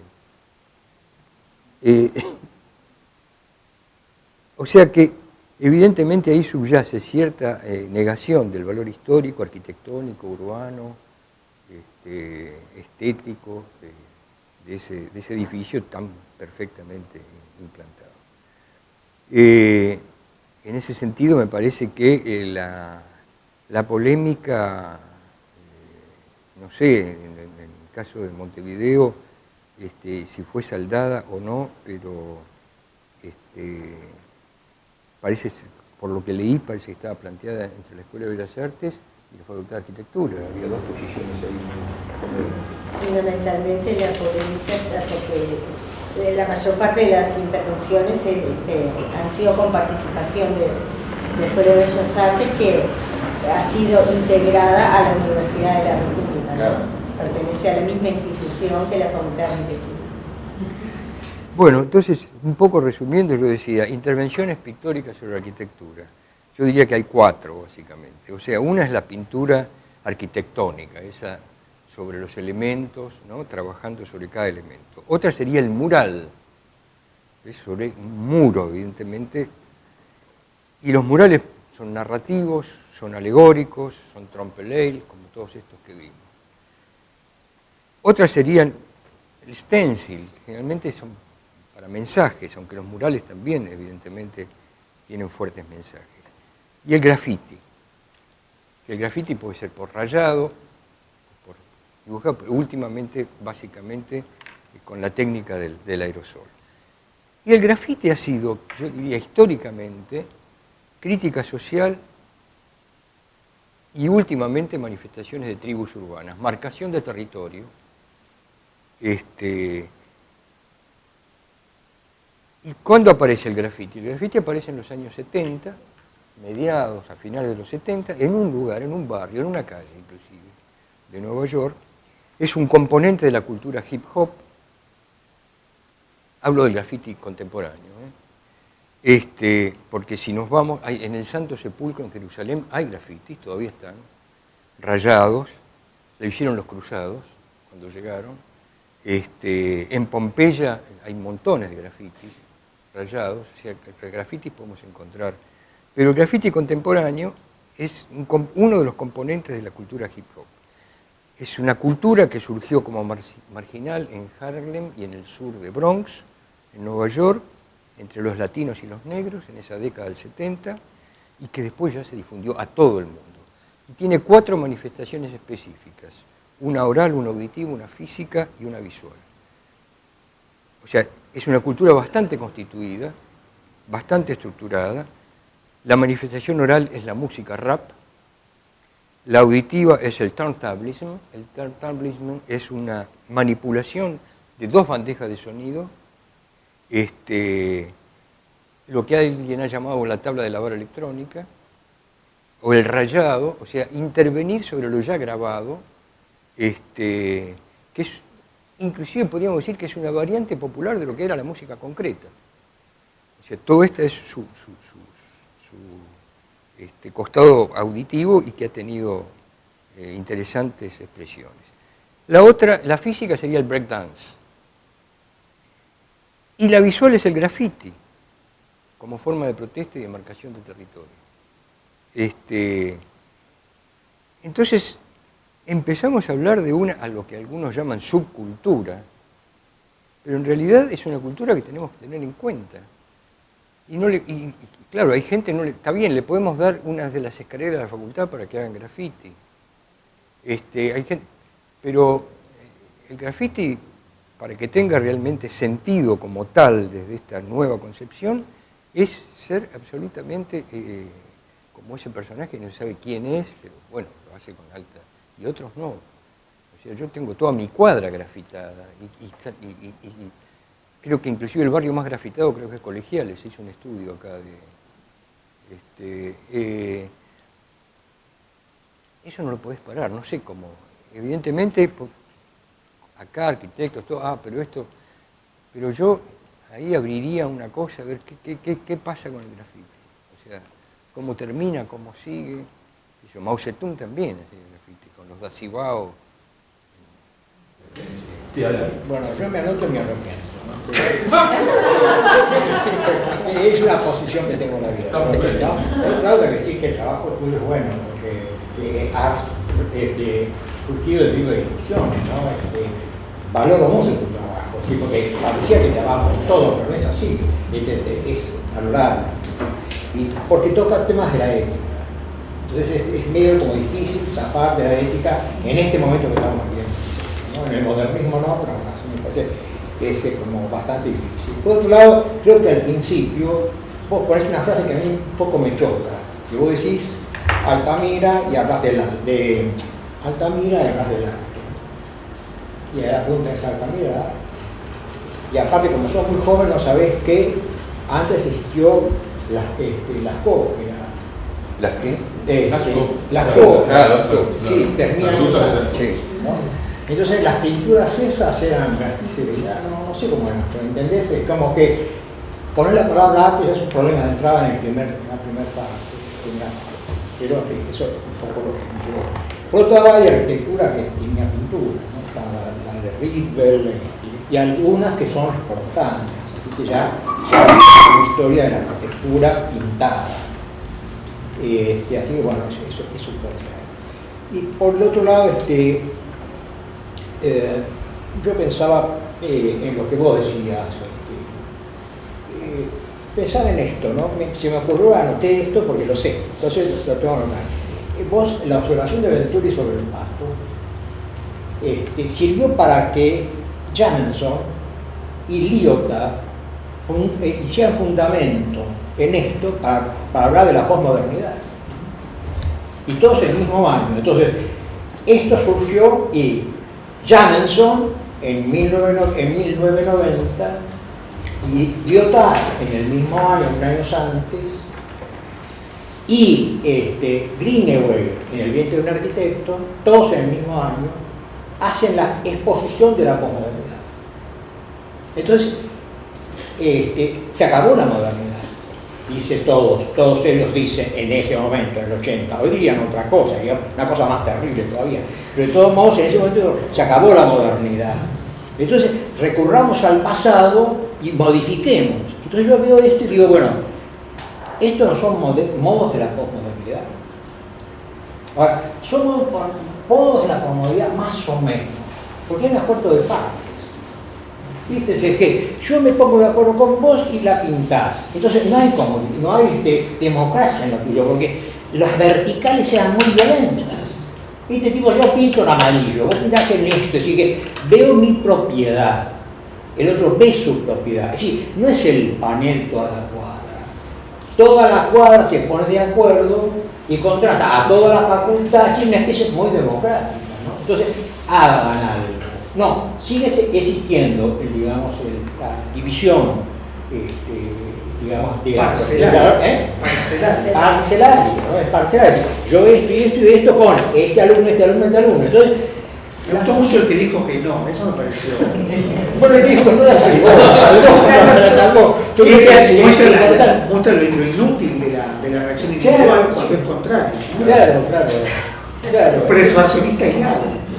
Claro. Yo diría entonces, si entendemos el tema así de la posmodernidad y esas cosas que me interesa bastante, y bueno, digamos, tener en cuenta esta situación que estamos viviendo. Es decir, que esto no se puede presuponer de algún argumento de alguna manera académico, porque los estamentos que estamos viendo son múltiples y no se contactan entre sí, ¿no? Bueno, esto puede llegar a ser así, ¿no? Cuando vi el tipo ese que pintó, no sé cómo se llamaba, que pintó el tipo, bueno, está el problema del palimpsesto, ¿no? Si alguna vez alguien hará un palimpsesto, sacará el título, vea cómo va, ¿no? Bueno, y es un poco menos lo que puedo decir, pero hay un problema que yo veo, yo estoy haciendo cine en este momento, pero resulta que digamos, las fotos engañan, ¿no? Como el cine engaña. Entonces, así puede hacer una profundidad de foco que parece profundo, como hace con Wells, tan profundo que uno dice, ¿dónde estamos entrando? En el espacio infinito y está la pared, ¿no es cierto? Bueno, cuando vos haces una foto, ves lo mismo.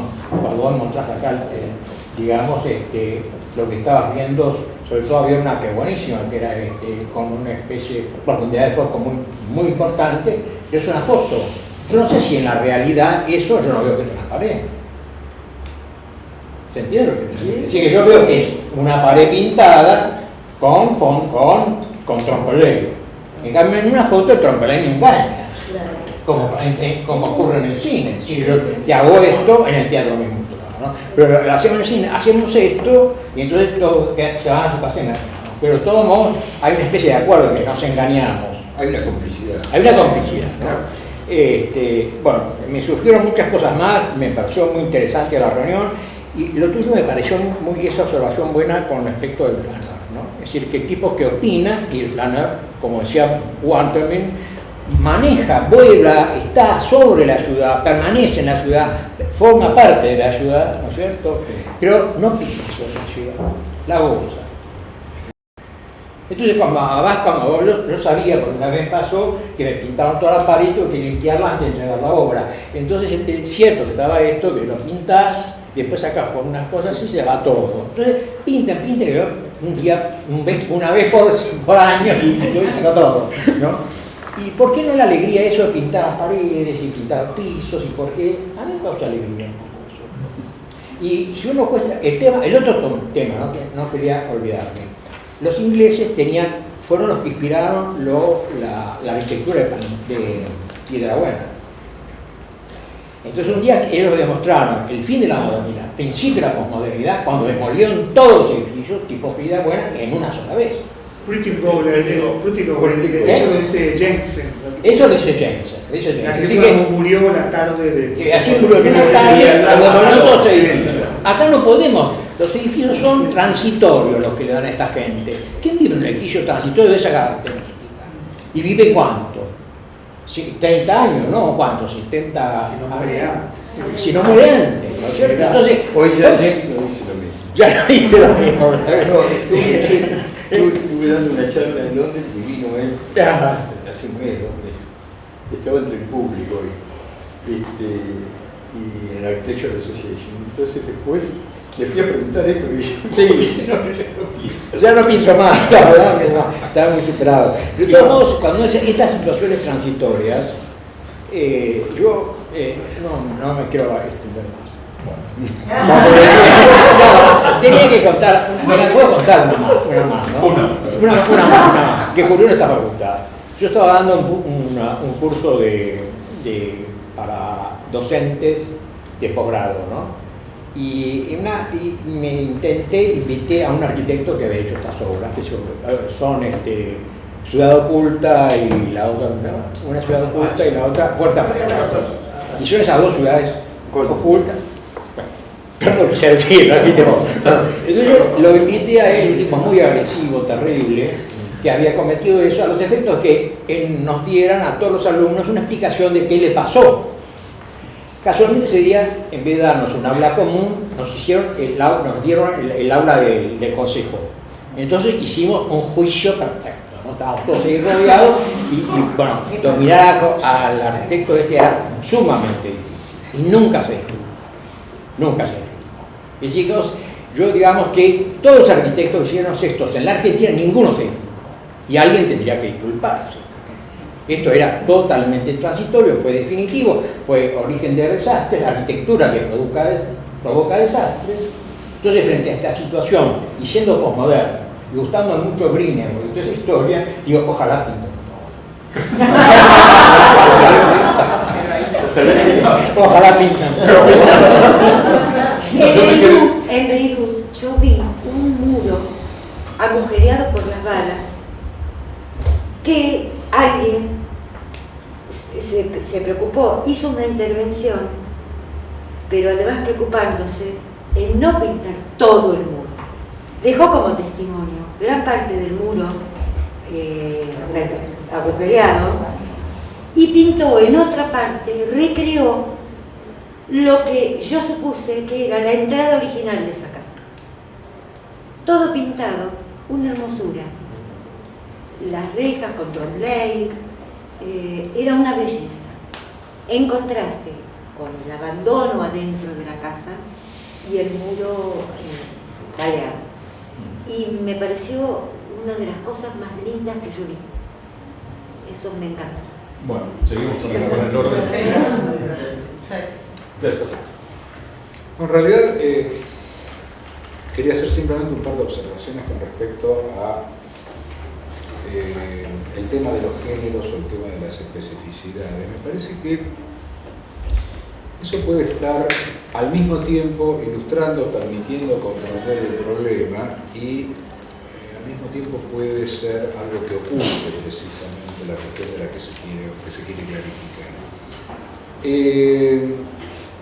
En realidad hay una cuestión genérica en tu observación venturiana de los patos y los refugios, pero me parece que hay una previa, inclusive, que es establecer una diferencia entre pintura y arquitectura. Es decir, la misma caracterización de dos sistemas artísticos diferentes, habría que ponerla, me parece, claramente en su lugar. Primero de todo, es segmentada ideológicamente y además sumamente moderna en el contexto de lo que es la historia de la humanidad y por lo tanto lo que es la historia de la arquitectura. Cuando yo digo estoy pintando sobre una obra de arquitectura, estoy estableciendo dos categorías distintas, que son la pintura y la obra de arquitectura, que puesto en la dimensión histórica no existe esto. Incluso lo de Venturi mismo, si bien coincido totalmente, me resulta algo gracioso lo de Venturi, ¿no? Porque en el fondo damos vuelta, siempre uno termina volviendo a Venturi. Me parece fantástico, es decir, la caracterización que hace él me parece, desde el punto de vista teórico, sumamente importante, pero reconozcamos que la mayor parte de los edificios, excepto los que son brutalmente programáticos respecto del movimiento moderno, no son ni patos ni refugios, están en algún lugar entre medio de ambos. El caso de la exhibición de la Sistina, por ejemplo, claramente es eso. ¿Qué es la Sistina? ¿Es pato o es refugio? Las dos cosas. Además, con el adicional, digamos, para la superposición de filminas significantes en esto, de que por otro lado, la parte de la decoración sobre el galpón, esa a su vez intenta generar una nueva arquitectura, con lo cual en realidad ahí hay un enchastre extraordinario. Y cuando digo enchastre, no lo digo con ningún sentido peyorativo, sino por el contrario. La realidad es siempre enchastre. Las categorías taxativas están en el orden de lo teórico. Entonces digo, la historia de la arquitectura nos muestra que la relación entre arquitectura y pintura es permanente, y en realidad la pintura tematizada como un arte independiente es un problema estrictamente posrenacentista, cuando aparece el lienzo. En la historia de la humanidad el lienzo no existe, o existe anecdóticamente nada más hasta el Renacimiento. Y esto tiene que ver con muchas cuestiones, inclusive con algo que tiene que ver con la intervención que hice yo antes. En realidad el lienzo, no sé si es un producto, no quisiera plantear una situación causalista, pero está íntimamente relacionado con el mercado del arte. El lienzo y el mercado son dos cosas que, si no crearon uno al otro, por lo menos se encontraron una amistad a lo largo de la historia de los últimos 400 años. ¿No es cierto? Ahora, esto no existe. Es más, el problema de que el tema de que la arquitectura sea pato es una cuestión que inclusive surge de una deformación histórica, de la maldición de Winkelmann y todos los tipos que lo siguen, en cuanto a suponer de que ha existido una arquitectura esencial a la cual teníamos que volver, en la cual la arquitectura era solo arquitectura. La famosa historia de los volúmenes bajo la luz de Le Corbusier no existiría si no hubiera existido antes Winkelmann, que nos ha querido engañar a todos acerca, por ejemplo, de que hay una arquitectura de prestigio, verbigracia, arquitectura clásica griega, que era pura arquitectura, cuando sabemos perfectamente, no hay ni siquiera que hay que hacer una gran investigación arqueológica para saber perfectamente que los griegos no concebían la arquitectura sino fuera en términos de una relación entre forma y color. Entonces digo, me parece que todo esto sería interesante analizarlo en esa dimensión histórica, como para poder ver qué queremos decir cuando decimos pintura sobre arquitectura, por ejemplo, ¿no es cierto? ¿Vos crees? Sí, un chiquito, yo no soy ni arquitecta ni vengo del arte, con lo cual va a ser una... Sos civil, bueno. Sí, soy, qué sé yo, historiador. Pero en este sentido yo no siento que pueda hacer ni una discusión, digamos, conceptual ni ética, digamos, o bueno, eso me lo voy a repetir. En relación a lo que... una pregunta que yo me hice fue simplemente de sentido común, y al mantenimiento. O sea, ¿qué pasa con los entes que propician esto? ¿Se ocupan después del mantenimiento? Porque esto requiere un mantenimiento frecuente y difícil.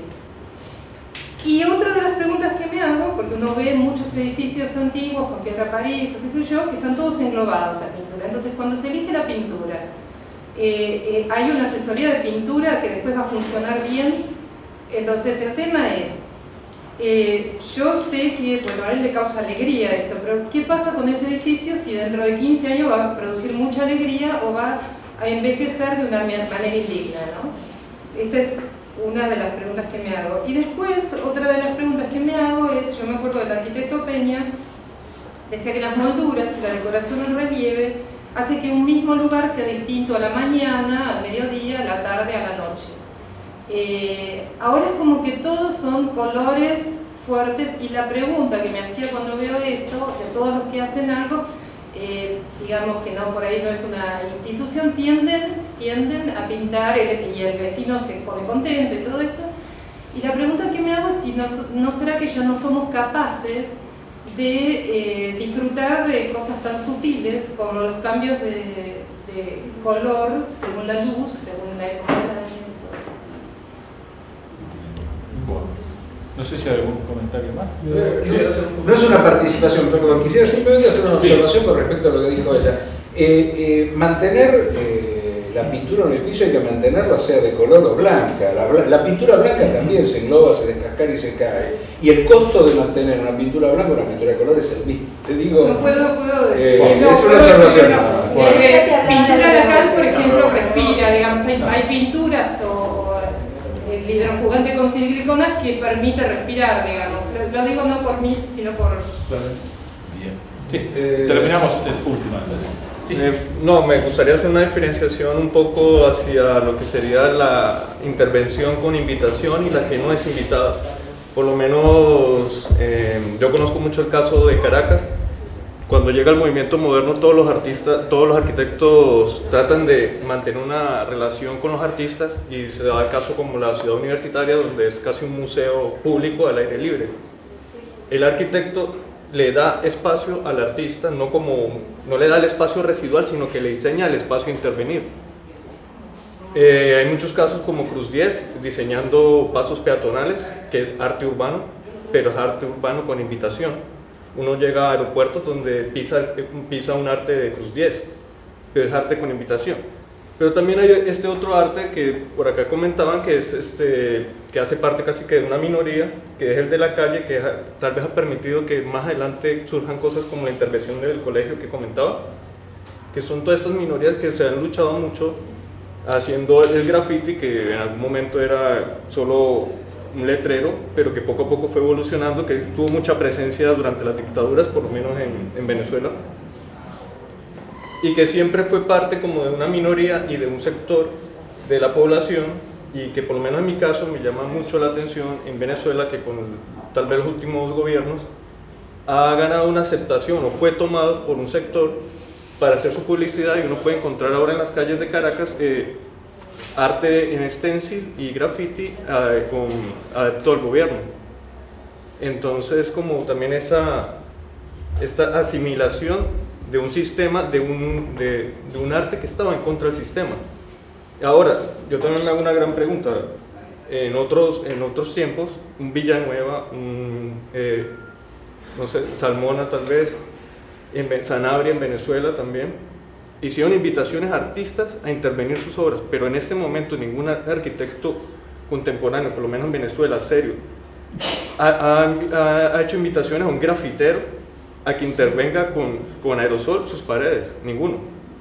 Y no sé si esa es la intención de ese sector. Yo creo que a pesar de la intervención, porque últimamente han ganado mucho terreno, ya algunas alcaldías de algunos municipios los han invitado a intervenir paredes, y han hecho eventos para que ellos intervengan. Ninguno ha podido pisar por invitación una pared de una obra grande. Entonces, sin embargo, yo considero que sigue habiendo esa diferenciación de lo que sería ese arte urbano y arte que el otro tal vez deberíamos mantenerlo como callejero, tal vez porque no ha llegado a la academia, creo yo. Eso sería menos. Bueno, no, sí, o sea, a ver, agradezco todos los comentarios, no voy a hacer referencia a cada uno, bueno, especialmente a los comentaristas que dedicaron un tiempo a preparar su reflexión. Sí, sin duda es el tema, frente a tu cuestionamiento de cómo yo planteaba el tema, sí es cierto, es una lucha por la significación. Lo cual no quita que sea también una interferencia. Son modos de mirarlo, y bueno, yo lo agarré por este lado, pero evidentemente es una lucha por la significación, evidentemente. Y bueno, en realidad, aparte de agradecerles todos los comentarios, que todos me resultaron muy interesantes, quería un poco contar una anécdota, ¿no? Al tiempo que yo ya más o menos había terminado de escribir este artículo, lo estaba terminando, y tuve unos estudiantes cursando una pasantía que les propuse desarrollar el tema específicamente del Liceo Zorrilla. Pero yo me planteé